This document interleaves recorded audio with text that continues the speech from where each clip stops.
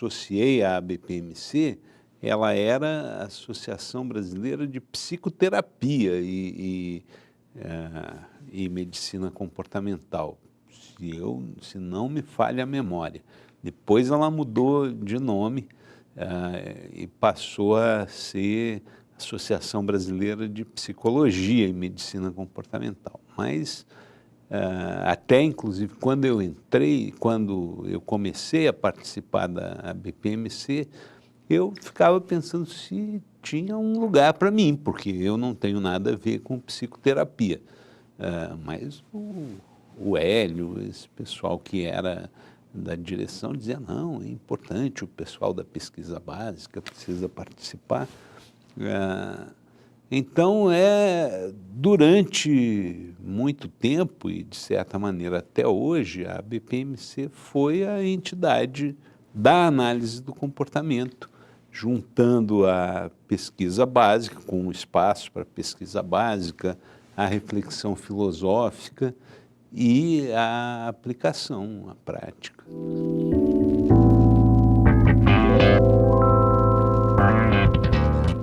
Minha primeira BPMC e o meu papel nela, eu não vou lembrar exatamente, foi a segunda ou a terceira, faz alguns anos, assim, eu acho que foi a segunda, mas pode ter sido a terceira, ou talvez até um pouco depois disso, não mais do que a quarta.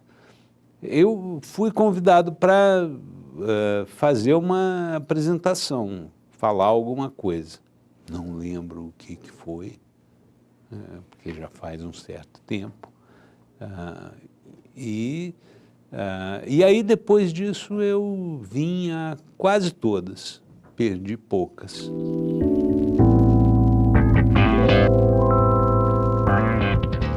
Eu não tenho, assim, uma boa memória para as coisas da minha vida, o que os psicólogos cognitivos chamam de memória episódica, a minha é péssima. Eu lembro, assim, de ter vindo a quase todas, lembro de muitos momentos fora do Congresso, na parte mais importante do Congresso, que é quando a gente conversa com as pessoas numa mesa, num jantar ou com uma cerveja ou uma coisa assim, eu lembro bastante de conversas assim, com muita gente. Então, isso... Mas nada assim que eu diga, bom, isso foi mais marcante do que aquilo. Lembro de muitas coisas legais assim que, principalmente, por alguma razão, eu me lembro mais de coisas que eu apresentei. Várias coisas novas assim para a minha pesquisa, meu grupo de pesquisa e tal, eu trouxe para a BPMC. Era uma coisa, inclusive, eu sempre achava legal a BPMC porque tinha menos regras, tinha menos... a gente tinha, e tem ainda, em grande medida, liberdade para propor uma coisa nova, envolver os alunos era uma coisa que eu sempre tentava fazer atividades junto com os alunos. A BPMC sempre foi muito receptiva para isso. Então, eu lembro assim, de que muitas coisas novas para o nosso laboratório, o nosso grupo de pesquisa, eu comecei a apresentar aqui na BPMC, que o pessoal aceitava melhor coisas mais assim, novas, e muitas dessas ideias novas assim, de coisas que eu passei a pesquisar mais sistematicamente, surgiram aqui. Muitas dessas coisas eram muito novas para mim, abriram caminhos para continuar depois em pesquisas que depois se tornaram bem mais sólidas. Então, eu sempre me senti à vontade de trazer para a BPMC as coisas que estavam começando, que eu achava que podia apostar e que iam dar coisas legais no futuro, e muitas delas deram mesmo.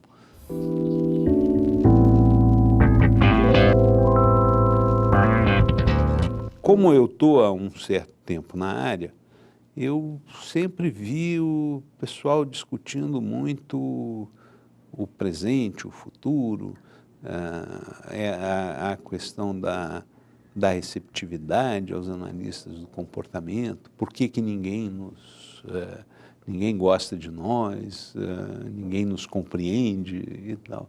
E, em geral, eu não gosto muito dessa linha de raciocínio. Eu penso assim, a análise do comportamento é polêmica, é uma linha tem uma filosofia difícil de aceitar. Então, é natural que as pessoas, que haja muita oposição, muita controvérsia, isso é natural. Não me incomoda nem um pouco. E eu sempre penso assim, eu não acho que... eu nunca me interessei em fazer propaganda da análise do comportamento ou qualquer coisa assim. O que eu acho que, no meu caso, que eu trabalho com pesquisa básica, o que eu acho que é importante é fazer a pesquisa. E, inclusive, ao fazer pesquisa, claro, a gente tem uma orientação teórica, tem pressupostos, né, mas tem que estar aberto também para o que a pesquisa mostra. Senão a gente fica com o que... a gente fica muito já predisposto em relação ao que teria que encontrar e, às vezes, deixa de encontrar as coisas importantes que a pesquisa poderia mostrar para a gente. Então, eu acho isso. Eu acho que a gente tem que fazer pesquisa. Quem trabalha com pesquisa, quem trabalha com aplicação tem que aplicar, e isso por si é que tem que convencer, se for o caso, de que a análise do comportamento tem importância. E, na verdade, é isso que tem convencido que a análise do comportamento tem importância. As pessoas podem... hoje, as pessoas podem não gostar da análise do comportamento, continuar não gostando, continuar achando que as afirmações do Skinner, por exemplo, sobre não existir um eu iniciador, isso é difícil das pessoas aceitarem. O pessoal pode ter resistência a isso, mas vê também que as pessoas com autismo, elas melhoram muito, é a única forma de fazer com que elas melhorem. Isso faz convencer, não a gente tentar dizer, mas o Skinner, coitadinho, então... não, tudo bem, não gosta do Skinner, não goste. Tem razões para não gostar. Se eu não fosse analista do comportamento e alguém viesse me dizer, não existe um eu iniciador, essa ideia de que você é livre para se comportar, que você escolhe como o que você vai fazer, que você que você tem uma certa autonomia, isso é ilusão. Eu diria, não é, eu tenho a experiência o tempo todo de que eu inicio as minhas ações. Então, como eu conheço os argumentos do Skinner, eu sei que essa é uma visão filosoficamente muito interessante, com implicações muito interessantes para uma filosofia e ciência da psicologia, mas eu acho que é normal que as pessoas não aceitem. Eu não aceitaria se não tivesse essa experiência. Mas os resultados da pesquisa e os resultados das intervenções, eles acabam convencendo. Tem funcionado assim. Então, eu acho que o futuro da análise do comportamento, ele está nisso, na medida que ela mostrar resultados que explicam as coisas, que sistematizam o conhecimento, explicam os fenômenos, e à medida que isso for usado para intervir com eficácia e eficiência, então ela vai ter um espaço cada vez maior. Ao mesmo tempo, tem uma coisa que me incomoda na análise do comportamento, apesar de eu ser um analista do comportamento, mas isso não é só a análise do comportamento. Na psicologia, de modo geral, as correntes de pensamento, elas têm uma tendência a ter um caráter muito doutrinário, que se choca com assim, a pretensão de que tenha um caráter científico. Como pode ter um caráter científico e doutrinário? São coisas que se chocam muito. Ou é uma doutrina ou é uma ciência.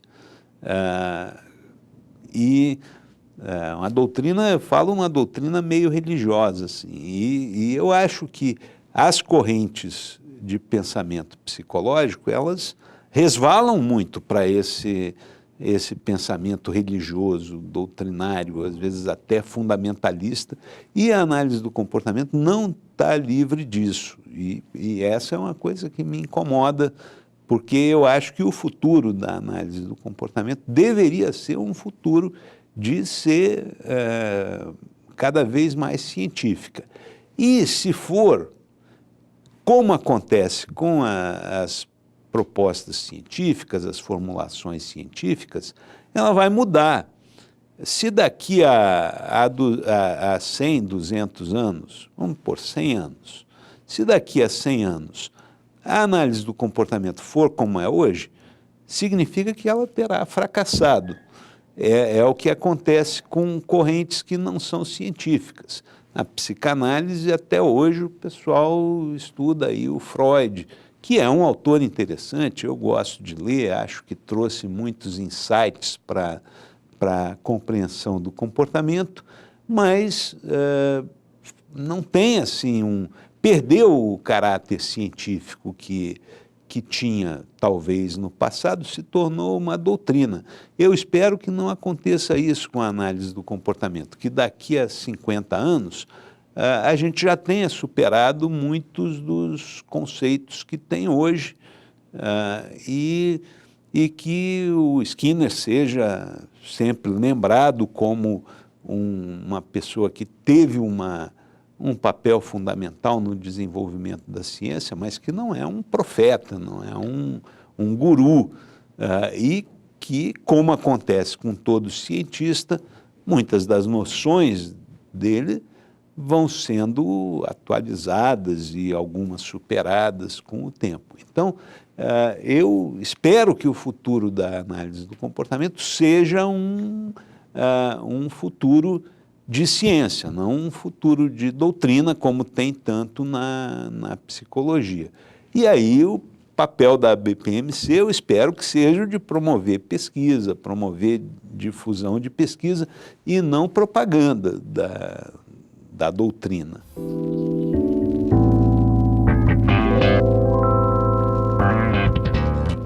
A gente aí tem uma situação em que qualquer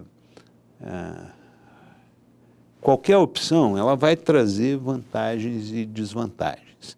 Então, eu vejo assim, a análise do comportamento ela é muito conservadora teoricamente, em termos de conceitos e tudo. E isso tem aspectos muito bons, porque vamos pensar assim, em outras correntes da psicologia que introduzem conceitos novos o tempo todo e tem novas teorias o tempo todo, etc. Isso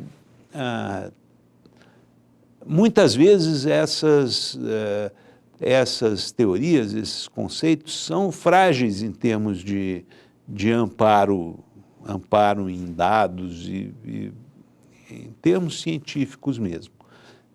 No caso da análise do comportamento, essa postura mais conservadora, ela implica em que os conceitos são muito, passam por um crivo muito intenso e conceitos, então, que não têm muita base, eles são rejeitados. Isso é muito legal, é uma coisa muito positiva e não é estagnação. Mas tudo tem o seu outro lado também. Então, esse maior conservadorismo, que tem esse caráter muito bom, ele pode levar a uma estagnação, principalmente se ele acabar desembocando nesse aspecto mais doutrinário. Então, não podemos, porque tal autor dizia que tinha que ser assim. Então isso tem que estar aberto a esse contato com o empírico, a pesquisa, que deve levar para frente. Aí eu volto àquele ponto, se a gente chegar daqui a 50 anos ou 100 anos e ainda estiver lendo os mesmos textos e achando que ali está a verdade, significa que alguma coisa vai ter dado errado. E um certo grau de controvérsia acho que positivo para a ciência. Não sei se cabe, mas, por exemplo, a RFT abriu muita controvérsia, despertou muita controvérsia. E outras noções também, outras teorias que concorrem, mas com o tempo, com a produção, a RFT é um bom exemplo, porque hoje ela tem um amparo em dados que convenceu até quem era relutante, como eu, por exemplo, que achava que não era muito procedente. Comecei a ver dados que vão mudando, que a gente precisa. Bom, isso está muito claramente demonstrado e a gente então precisa ir revendo alguns conceitos.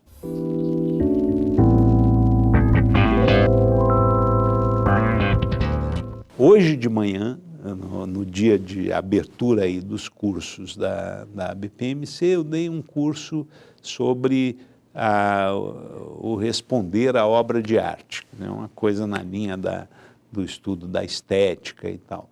Eu lembro que há um tempo atrás a gente fez uma atividade numa BPMC tratando da criatividade, particularmente na música.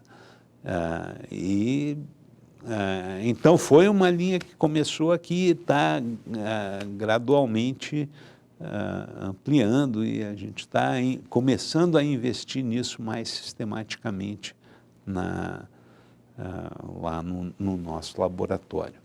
Outra coisa que eu lembro foi uma sessão que a gente fez também com alunos sobre o estudo da mentira. Inclusive, esse tema tem um apelo grande, acho que foi a única vez que eu participei de uma atividade que lotou a sala e ainda tinha gente do lado de fora. E isso estava no início de uma linha que a gente continuou e tem agora alguns alunos trabalhando nisso, já alguns trabalhos que a gente já publicou sobre isso.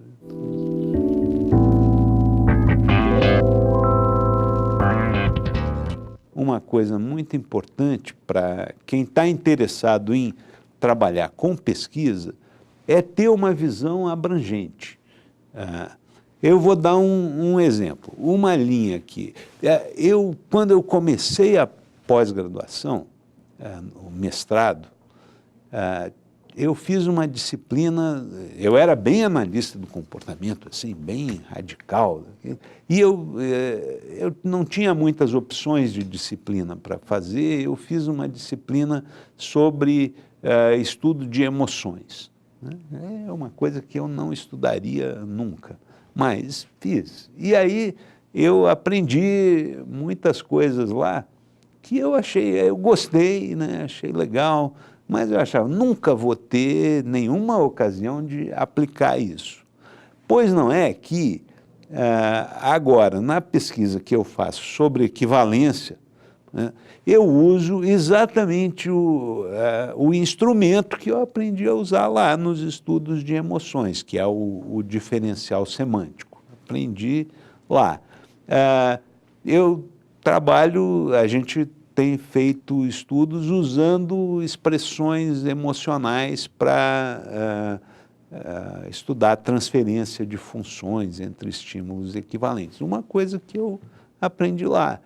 Se eu não tivesse estudado essas coisas, eu jamais teria assim, feito esse tipo de pesquisa do jeito que foi feito.